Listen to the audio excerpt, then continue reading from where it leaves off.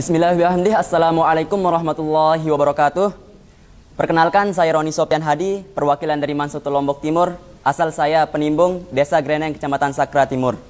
Perasaan saya ketika masuk lomba syiar Dai Ramadan tahun ini, saya merasa senang sekali karena bisa bertemu dengan orang-orang hebat lainnya, bisa menambah pengetahuan. Terima kasih. Assalamualaikum warahmatullahi wabarakatuh. Bismillahirrahmanirrahim. Assalamualaikum warahmatullahi wabarakatuh. Alhamdulillahi rabbil alamin. Wassalatu wassalamu ala sayyidina Muhammadin. Allahumma salli ala sayyidina Muhammad wa ala ali sayyidina Muhammad, amma ba'du. Faya sayyidal hakimun al-muwaqqarun al-muwajjah, wa ya lajnatal makhraja anil futana, wa ya ayyuhal hadirun al-qurama. Hadirin hadirat teman-temanku yang dimuliakan oleh Allah Subhanahu wa taala. Pada kesempatan yang mulia ini, saya akan menyampaikan sedikit pidato tentang pundi-pundi Ramadan. Teman-temanku sekalian, saat ini kita tengah mengarungi hari-hari di bulan Ramadan. Gimana Ramadannya? Senang atau senang? Bahagia apa bahagia? Sudah tentu pastinya senang dan bahagia. Kenapa? Karena bulan Ramadan adalah bulan yang istimewa, bulan mulia, bulan dilipat gandakannya pahala, bulan dibukakan pintu surga, ditutup pintu neraka, dan diperintahkan berpuasa agar kita menjadi orang-orang yang bertakwa.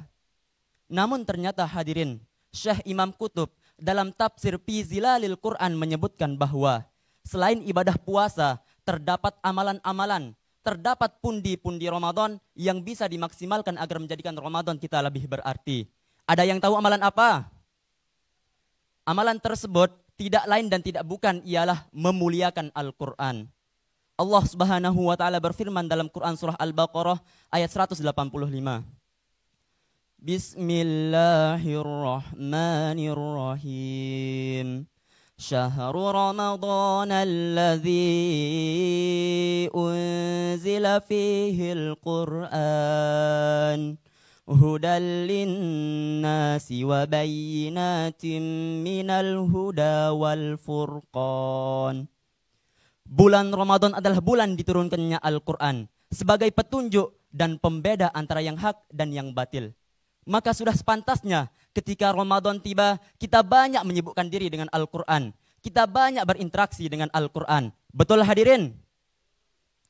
Imam Ar-Rabi dalam sebuah tulisannya menyebutkan, Imam Asy-Syafi'i menghatamkan Quran ketika bulan Ramadan sebanyak 60 kali hatam. Imam Al-Bukhari menghatamkan Quran tiap malam minimal 1 kali hatam. Kalau hadirin di sini dan di rumah, udah hatam berapa kali nih? Masya Allah. Berbicara tentang Al-Quran, saya teringat dengan sabda Nabi Muhammad SAW agar kemudian kita termotivasi untuk membaca Al-Quran. Perhatikan hadisnya.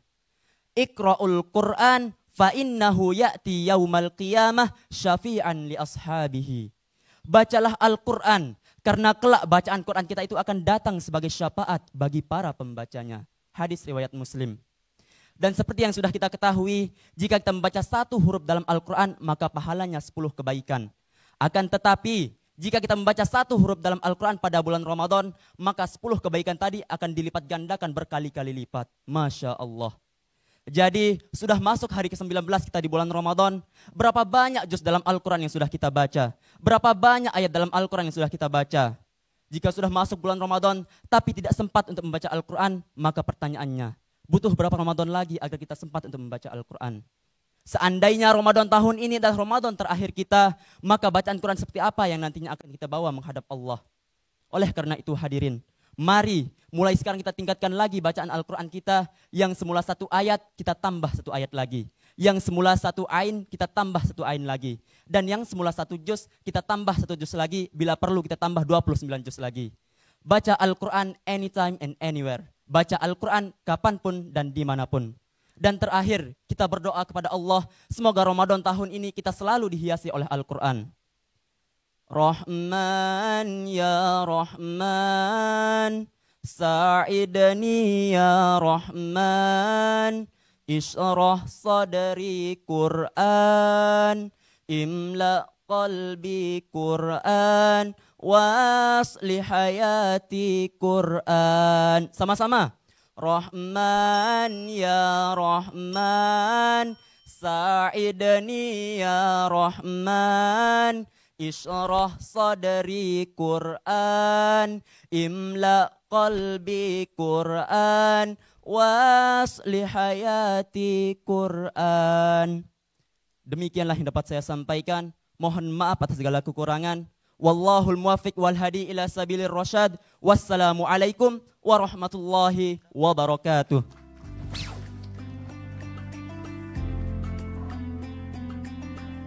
Waalaikumsalam warahmatullahi wabarakatuh. Berikan tepuk tangan sekali lagi untuk Roni Sofian Hadi, peserta kedua kita di sore hari ini.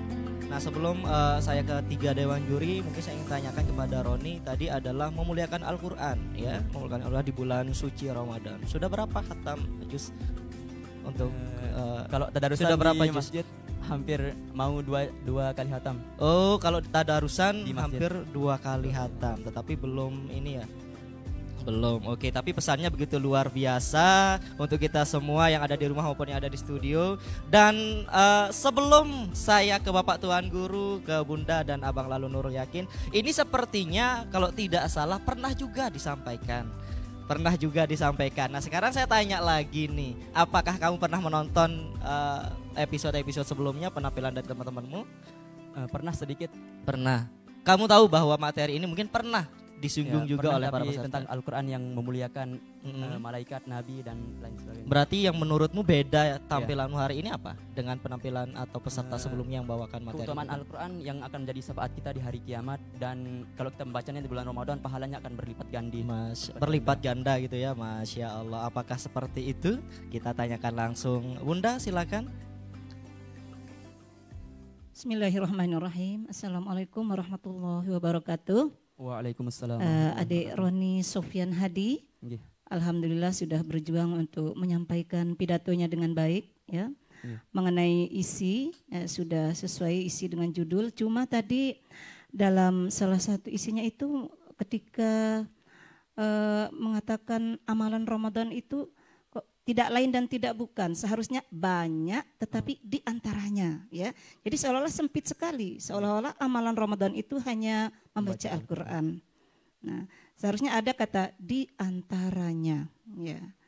Nah itu, nah dari segi penguasaan materi sudah cukup bagus dan tenang dalam menyampaikan, serta mimik juga agak hidup dan ada nyambung dengan audien. Terima kasih. Assalamualaikum warahmatullahi wabarakatuh. Waalaikumsalam warahmatullahi wabarakatuh. Jadi hal sepele lagi nih dikomentarin oleh Bunda, bahwa ini kalau nggak salah, kalau di bagian Abang Lalu Nurul Yakin ini ada pemilihan diksi supaya betul begitu Abang ya. Jadi ada pemilihan diksi supaya lebih menarik lagi, atau supaya tidak kamu tidak terperangkap dengan materi yang kamu berikan.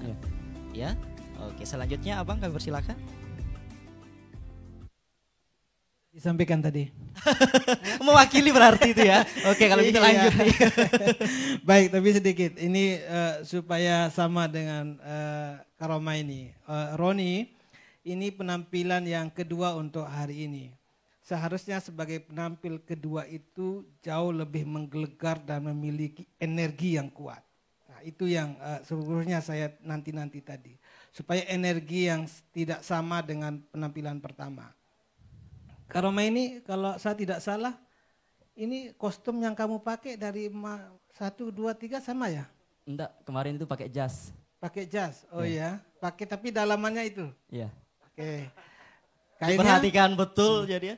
Jadi saya saja mencatat sebagai dewan juri apa yang saya pakai setiap hari. Apalagi kamu yang tampil di depan. Jadi itu juga bagian dari penguasaan panggung kita kepada audien. Oke.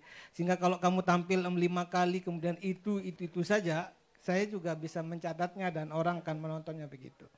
Oke, berikutnya pada tempo Karoma ini ya. Tetap saya tekankan pada tempo. Sebab public speaker yang baik itu ketika temponya itu mampu menyayat audiennya dengan baik. Tadi di awal kamu mengatakan saya akan menyampaikan sedikit pidato ya. Lagi-lagi kata Ustazah tadi, pilihan diksi. Kenapa sih harus sedikit pidato? Jadi enggak ada sedikit pidato itu. Jadi pilihan diksi yang baik itu nanti harus diperhatikan. Sebab kita hanya punya waktu 5 menit untuk menyampaikan yang terbaik maka every single itu kamu harus pikirkan. Diksi, pilihan katanya mana dan lain sebagainya. Sebab dalam waktu 5 menit ini kita harus mampu mengolah pidato kita itu menjadi berkesan. Dan pilihan katanya kuat. Beda kalau kita punya waktu 1 jam. Bisa nanti di akhir 30 menit baru kita keluarkan yang inti-inti. Di awal itu boleh yang tidak penting-penting. Di akhir baru kita sampaikan. Tapi ini pidato 5 menit. Kultumnya itu apa namanya? Pidato 5 menit ini penting. Isinya itu harus dipikirkan semuanya. Sehingga tidak seolah-olah mendeskripsikan sesuatu tetapi seolah-olah orang membaca teks. Jadi referensi ini sebetulnya nanti bagian dari Pak Tuan Guru kan. Referensinya harus mengambil dari mana sehingga keajakan informasi yang disampaikan itu keberterimaannya bisa diterima oleh audien. Kemudian pada eye contact. Memang pandanganmu itu sayu-sayu basah ya. Nah, jadi kurang berani memandang. Memang kalau kamu ini sebetulnya bisa lebih ke depan. Sebab apa? Yang kamu puaskan hari ini dewan juri. Yang kamu puaskan, saya mengerjakan misalkan disertasi itu sampai 400 halaman, tapi yang saya puaskan hanya 4 orang pembimbing sama penguji itu saja. Setelah itu disimpan di perpustakaan, tidak ada orang baca. Jadi hanya 4 orang itu yang dipuaskan. Maka perhatikan kami. Oke, itu sebagai catatan untuk lanjut berikutnya. Kemudian pada closing juga oke, bagus tadi closingnya mengajak kita bersama-sama. Apa lagi? Itu saja Mas Reza. Baik, terima kasih Abang Lalu Nurul Yakin.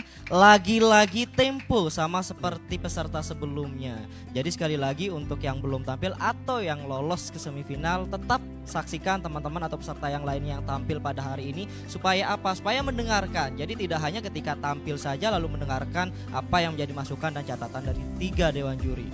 Tapi sekali lagi dengan waktu yang 5 menit untuk 1 orang peserta, bagaimana intisarinya itu bisa tersalurkan supaya bisa berterima gitu ya dengan audiens, dengan ketiga dewan juri. Jadi sekali lagi yang kamu puaskan tidak banyak, 3 dewan juri loh ya. Bagaimana nanti kalau misalnya kamu lolos ke semifinal? Insya Allah. Tapi kita dengarkan dulu Bapak Tuan Guru apakah meloloskannya nanti dinilai. Kami persilakan. Ya, saya berharap supaya Roni dan semua peserta habis ini pulang-pulang buka HP-nya, buka YouTube, cari Selaparang TV Production, tonton semuanya bila perlu, semua setiap mimbar, di like, di subscribe, di share, ya, supaya nanti ada bahan ya untuk mencari judul-judul yang lebih menarik daripada sebelum-sebelumnya. Karena mimbar 3 ini semakin ketat sekali lagi penilaian dari para dewan juri. Ada beberapa catatan. Pertama, mukaddimahnya itu menggunakan bahasa Arab. Saya lahir di Arab, di Mekah, 12 tahun saya di Mekah, S2, S3 di Mekah. Jadi telinga saya ini sangat peka gitu. Dari mukaddimah yang saya yakin ini bikin sendiri, itu tidak ada yang saya tangkap loh, karena dibaca cepat. Coba diulangi lagi itu. Saya yakin wahai apa namanya dewan juri yang wujah apa futana apa tadi coba itu bagian. Faya sayyidal hakimunal muwaqqarun. Faya sayyidal hakimunal muwaqqarun. Sayyid itu 1 orang, hakimun itu jamak loh, enggak nyambung dia. Yeah. Jadi susunan kalimatnya itu kacau menurut saya. Jadi sayyidal hakimun seharusnya hakimin, ya kan? Jadi tolong ketika bikin mukadimah itu WA saya. Sudah betul enggak ini? Dewan juri ya, nanti kalau lolos ya. Boleh berarti Bapak Tuan Guru nanti peserta yang lain juga begitu? Boleh aja. Masya Allah, silakan dilanjutkan Bapak Tuan Guru. Kemudian itu yang pertama, jadi tidak familiar mukadimah yang disampaikan. Kemudian betul kata Bunda Umi tadi, jangan tidak lain tidak bukan, tapi ini salah satu karena banyak sekali ya amalan-amalan yang banyak disebutkan oleh Imam Al-Ghazali dalam kitab Ihya Ulumuddin contohnya. Kalau bisa, tadi kan membuat kita sempat pesimis loh. Ar-Rabi' yang menukil mengatakan bahwa Imam Asy-Syafi'i, Imam Ghazali juga menyebutkan dalam Ihya, Imam Syafi'i itu mengkhatamkan Al-Quran sampai 60 kali di bulan suci Ramadan dalam keadaan sholat lagi. Dan banyak lagi ulama-ulama yang mengkhatamkan berkali-kali. Itu membuat kita minder, membuat kita pesimis. Tolong kasih solusinya, gimana caranya? Kan tadi nanya, udah khatam berapa kali? Belum. Terus di akhir ditanya berapa kali, sudah khatam sekali, udah mau masuk 2 kali. Kan kesannya sombong. Kita ini belum khatam, kasih dong solusinya kayak gimana gitu loh. Tadarusan. Untuk dimaklumi bahwa kita di zaman ini kenapa susah mengikuti Imam Syafi'i. Bisa enggak, ayo saya tantang siapa yang bisa 60 kali khatam mengikuti jejak Imam Syafi'i dalam sholat lagi. Sementara Rasulullah menyebutkan di akhir zaman salah satu tanda kiamat, izaqtarabatis sa'atu taqarabaz zaman. Kalau kiamat sudah dekat, waktu akan berjalan sangat cepat. Fatakunu sanatu kasyahr wa syahru kal jumu'ah wal jumu'ah kal yawm wal yawm kasa'ah wa sa'atu kahtiraqis. Akan datang satu zaman di akhir mendekati kiamat, 1 bulan terasa seperti seminggu. 1 minggu terasa seperti 1 hari. 1 hari terasa seperti 1 jam. 1 jam itu berlalu saking cepatnya, diibaratkan seperti daun-daun yang dibakar. Saking cepatnya itu loh. Nah, makanya susah sekali mengkhatamkan Al-Quran mengikuti Imam Syafi'i dan salafus saleh. Nah, solusinya kayak gimana? Nah, berdasarkan pengalaman Roni juga sudah mengkhatamkan sekali 15 hari pertama. Bagaimana caranya, apa yang perlu dilakukan, terutama kita pada sibuk semua nih. Nah, kayak gitu. Kasih dong solusi. Kemudian tadarusan. Untuk dimaklumi oleh kita semua, tadarusannya Rasulullah itu di bulan Ramadan itu setiap malam tadarusan bersama malaikat Jibril, setiap malam. Jadi tidak level beliau tadarusan sama kita. Jadi perlu dijelaskan juga, membaca Al-Quran itu ada tingkatan-tingkatannya. Tadarusan itu ada tingkatannya. Tingkatan khawasul khawas seperti Rasulullah, orang-orang yang sudah ngerti seperti Imam Syafi'i, tinggal dibaca doang. Nah, kayak kita apakah cukup membacanya doang? Ya kan? Tadarusan kita sebenarnya mengikuti Sayyidina Umar, baca 1 ayat, difahami maknanya, diambil hikmah-hikmah yang terkandung di dalamnya, bagaimana cara penerapannya. Seperti itu. Karena ada juga ungkapan ulama yang mengatakan, innama unzilal Qur'anu liyu'mala bihi fattakhazanna suqira'atahu amalah. Al-Quran diturunkan untuk diamalkan. Kebanyakan orang, sayang 1000 sayang, menganggap membacanya saja sudah cukup untuk mengamalkannya. Jadi itu ini materi yang berat sebenarnya, dan saya yakin kurang sekali 5 menit itu. Al-Quran ini luar biasa mukjizat dari Allah yang tidak bisa dijelaskan hanya dalam waktu 5 menit. Jadi harapan saya kalau sudah lolos, Roni, carikan kita materi yang lebih lebih baik daripada ini. Bukan berarti ini nggak baik, tapi kalau bisa pilihkan kita judul yang bisa mencakup semuanya. Qur'annya ada, hadisnya ada, kata-kata mutiaranya ada, dan kita bisa puas dan wow gitu loh. Oke? Tapi yang jelas penampilan Sida, Roni, lebih baik daripada penampilan Sida yang pertama kali saya masih ingat. Terima kasih. Semoga lebih baik, amin. Amin. Waalaikumsalam warahmatullahi. Luar biasa, saya sampai merinding tadi, begitu banyak yang kita diceritakan. Mohon maaf, Guru. Tadi closingnya membawakan lagu. Tanya teman-temannya kalau bisa. Ini peserta-peserta yang lain juga, tolong. Tanya teman-temannya, suara saya bagus nggak fales nggak? Kalau bagus, itu bisa membuat kita terhibur, dan ini diulangi kan. Terus nggak sadar kalau lagunya itu ada fales-falesnya. Saya ini bisa main musik loh. Betul, apa yang sudah ceritakan dulu Pak Tuan Guru dari kalau SD. Bisa, kalau dia bagus suaranya, indah, diikuti, nggak apa-apa gitu loh. Dia lama-lama kita senang menikmati. Kalau fals diulang-ulang lagi. Ngebosenin gitu ya, apa sih?